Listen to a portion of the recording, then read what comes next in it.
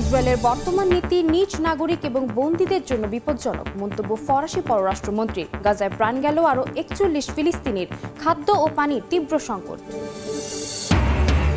10 বছর বিরতির পর ইরানের ওপর ফিরল আন্তর্জাতিক নিষেধাজ্ঞা।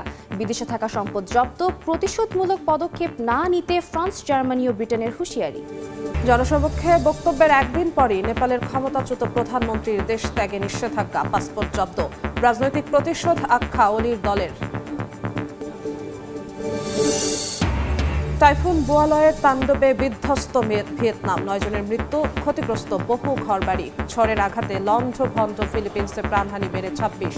গাজায় চলমান আগ্রাসনের মধ্যেই মার্কিন প্রেসিডেন্ট ডোনাল্ড ট্রাম্পের সঙ্গে আবারও আলোচনায় বসছেন ইসরায়েলি প্রধানমন্ত্রী বেনিয়ামিন নেতানিয়াহু। স্থানীয় সময় সোমবার হোয়াইট হাউসে এই বৈঠকে গাজার শান্তি পরিকল্পনা চূড়ান্ত হবে বলে আশা করা হচ্ছে। অবরুদ্ধ উপত্যকায় শান্তি প্রতিষ্ঠায় 21 দফার মধ্যে জিম্মি মুক্তি ও হামাসের কোনো প্রশাসনিক ক্ষমতা থাকবে না বলে জানিয়েছেন ট্রাম্প। এদিকে সাবেক ব্রিটিশ প্রধানমন্ত্রী টনি ব্লেয়ারকে গাজার অস্থায়ী প্রশাসনের প্রধান করার খবরে তীব্র প্রতিক্রিয়া জানিয়েছে হামাস। এর মধ্যেই দখলদার বাহিনীর অব্যাহত হামলায় গাজায় একদিনে নিহত হয়েছেন আরও 41 ফিলিস্তিনি। দখলদার ইসরায়েলি বাহিনীর হামলায় ধ্বংসস্তূপে পরিণত হয়েছে অবরুদ্ধ গাজা উপত্যকা। এরপরও ট্যাঙ্ক নিয়ে আবাসিক এলাকায় ঢুকে পড়েছে ইসরায়েলি সেনারা। হাজার হাজার মানুষ বাধ্য হয়ে পালাচ্ছে অস্থায়ী শিবিরে। হামাসের সামরিক শাখা আল কাসাম ব্রিগেড জানিয়েছে, জিম্মি করে রাখা 2 ইসরায়েলি বন্দীর সঙ্গে যোগাযোগ বিচ্ছিন্ন হয়ে গেছে। তাদের উদ্ধারের জন্য ইসরায়েলকে 24 ঘন্টা গাজায় হামলা বন্ধের আহ্বান জানিয়েছে গোষ্ঠীটি। আহ্বান উপেক্ষা করেই গাজা সিটি সহ বিভিন্ন জায়গায় চলছে নির্বিচার বোমাবর্ষণ। আমরা বসেছিলাম, হঠাৎ কোনো সতর্কতা ছাড়াই ক্ষেপণাস্ত্র নেমে এলো। আমি তখনও সিঁড়িতে দাঁড়িয়েছিলাম। কেবল আল্লাহই আমাকে রক্ষা করেছেন। আমাদের ঘরে ছোট ছোট বাচ্চাও আছে। আমাদের সামনের বাড়িটিও ধ্বংস হয়ে গেছে। এখানে বহু নারী, শিশু আর পুরুষ শহীদ হয়েছেন। আল্লাহ আমাদের রক্ষা করুন। অব্যাহত আগ্রাসনের মধ্যে স্থানীয় সময় সোমবার হোয়াইট হাউসে মার্কিন প্রেসিডেন্ট ডোনাল্ড ট্রাম্পের সঙ্গে বৈঠকে বসছেন ইসরায়েলি প্রধানমন্ত্রী বেনিয়ামিন নেতানিয়াহু।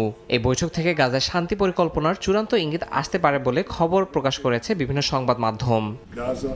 এদিকে ট্রাম্পের প্রস্তাবিত 21 দফার শান্তি পরিকল্পনার প্রথম শর্ত রাখা হয়েছে, 48 ঘন্টার মধ্যে সব জিম্মির মুক্তি দিতে হবে। এরপর ধাপে ধাপে গাজা থেকে ইসরায়েলি সেনা প্রত্যাহার করা হবে। পরিকল্পনা অনুযায়ী গাজার ভবিষ্যৎ শাসনে হামাসের কোনো ভূমিকা থাকবে না বলেও ওই শর্তে উল্লেখ করা হয়। আন্তর্জাতিক সংস্থা ও একটি অন্তর্বর্তীকালীন ফিলিস্তিনি কমিটি প্রশাসনের দায়িত্ব পালন করবে। কিন্তু গাজার নিয়ন্ত্রণ নিতে ফিলিস্তিনি কর্তৃপক্ষকে মানতে নারাজ ইসরায়েল। অন্যদিকে হামাস জানিয়েছে, ট্রাম্প বা মধ্যস্থতাকারীদের কাছ থেকে এখনও তারা এ ধরনের কোনো প্রস্তাব পায়নি। এদিকে সাবেক ব্রিটিশ প্রধানমন্ত্রী টনি ব্লেয়ারকে গাজার অস্থায়ী প্রশাসনের প্রধান করার খবর প্রকাশের পর তীব্র প্রতিক্রিয়া জানিয়েছে হামাস। তাকে ফিলিস্তিনিদের কাছে অবাঞ্ছিত চরিত্র আখ্যা দিয়ে সংগঠনটি বলছে, ইরাক যুদ্ধের অপরাধে তার বিচার হওয়া উচিত। হামাসের দাবি, গাজার প্রশাসন ফিলিস্তিনিদের দ্বারাই পরিচালিত হতে হবে, বাইরের কোনো শক্তি চাপিয়ে দেওয়া যাবে না। ফ্রান্স, জার্মানি ও যুক্তরাজ্য বা E3 তৎপরতায় 10 বছরের বিরতির পর ইরানের ওপর পুনরায় কার্যকর হয়েছে আন্তর্জাতিক নিষেধাজ্ঞা। এতে বিদেশে থাকা ইরানের সম্পদ জব্দ হওয়ার পাশাপাশি দেশটির বিভিন্ন অস্ত্র চুক্তি এবং ব্যালিস্টিক ক্ষেপণাস্ত্রের প্রোগ্রামও বন্ধ হয়ে গেছে। পাল্টা পদক্ষেপ হিসেবে পরমাণু চুক্তি থেকে বের হয়ে যাওয়ার সম্ভাবনার কথা জানিয়েছে পেজেশকিয়ান প্রশাসন। এ অবস্থায় প্রতিশোধমূলক পদক্ষেপ না নেয়ার জন্য তেহরানকে হুঁশিয়ারি দিয়েছে ইউরোপের 3 দেশ। দফায় দফায় আলোচনার পরও সুরাহা হলো না ইরানের পরমাণু কর্মসূচির ভবিষ্যতের। অবশেষে নিষেধাজ্ঞা ফিরল ইরানের ওপর। শুক্রবার জাতিসংঘে রাশিয়া ও চীনের প্রস্তাব ব্যর্থ হওয়ার পর 10 বছর পর রোববার থেকে দেশটির ওপর নতুন করে আন্তর্জাতিক নিষেধাজ্ঞা চালু হয়। এতে মধ্যপ্রাচ্যের দেশটির বিভিন্ন অস্ত্র চুক্তি এবং ব্যালিস্টিক ক্ষেপণাস্ত্র তৈরির কার্যক্রম বন্ধ হয়ে গেছে। কার্যকর হয়েছে জরিমানা। এমনকি অন্য কোনো দেশ যদি ইরানকে ব্যালিস্টিক ক্ষেপণাস্ত্র সরবরাহ করে তবে তাদেরকেও জরিমানা করা হবে। পাশাপাশি বিদেশে থাকা ইরানের সম্পদও জব্দ করা হয়। এই পদক্ষেপকে অন্যায়, অন্যায্য এবং অবৈধ বলে বর্ণনা করেছেন ইরানের প্রেসিডেন্ট মাসুদ পেজেশকিয়ান। এই অবস্থায় পরবর্তী পদক্ষেপ কি হতে পারে তা নিয়ে দেশটির শীর্ষস্থানীয় নেতাদের নিয়ে আলোচনায় বসে পেজেশকিয়ান প্রশাসন। স্থানীয় গণমাধ্যমের তথ্য অনুযায়ী পরমাণু নিরস্ত্রীকরণ চুক্তি থেকে বের হয়ে যাওয়ার কথা ভাবছে তেহরান। দেশটির এক আইন প্রণেতা জানান, এ বিষয়ে পার্লামেন্টে আলোচনার পর পরবর্তী সিদ্ধান্ত নেওয়া হবে।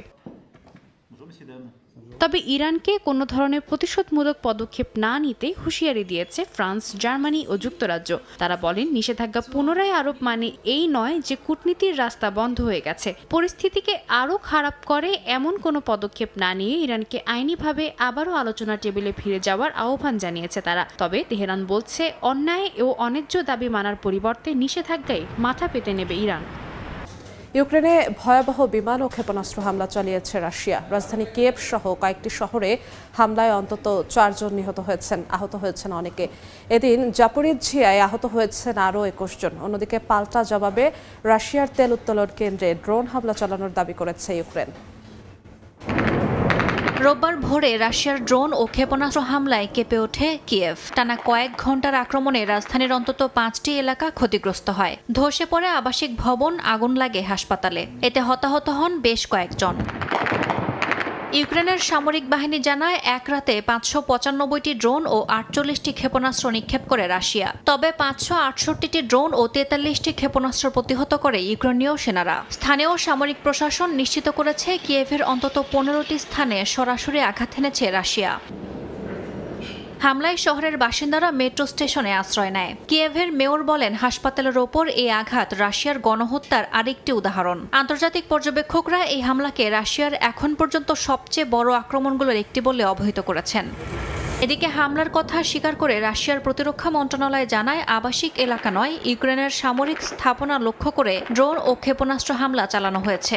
দোনেস্ক, নিপ্রে পেট্রোভস্ক ও জাপোরিজ্জিয়ার অন্তত 3টি নতুন গ্রাম দখল করেছে বলেও দাবি দেশটির।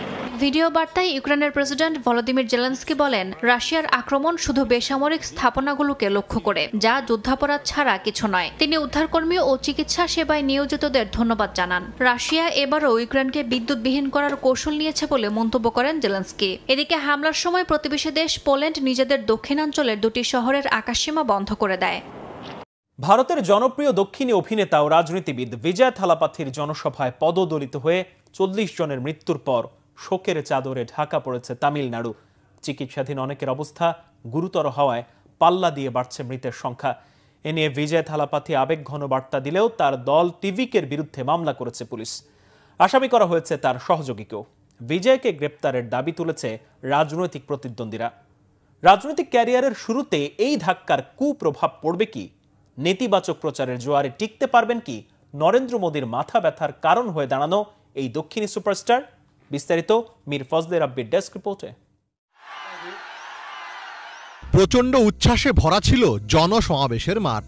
প্রিয় নেতা বিজয় থলপতিকে একবার চোখের দেখা দেখার জন্য হাজার হাজার মানুষের ঢল নেমেছিল সেখানে। কিন্তু সেই স্বপ্নময় মুহূর্ত পরিণত হলো এক হৃদয় বিদারক ট্র্যাজেডিতে।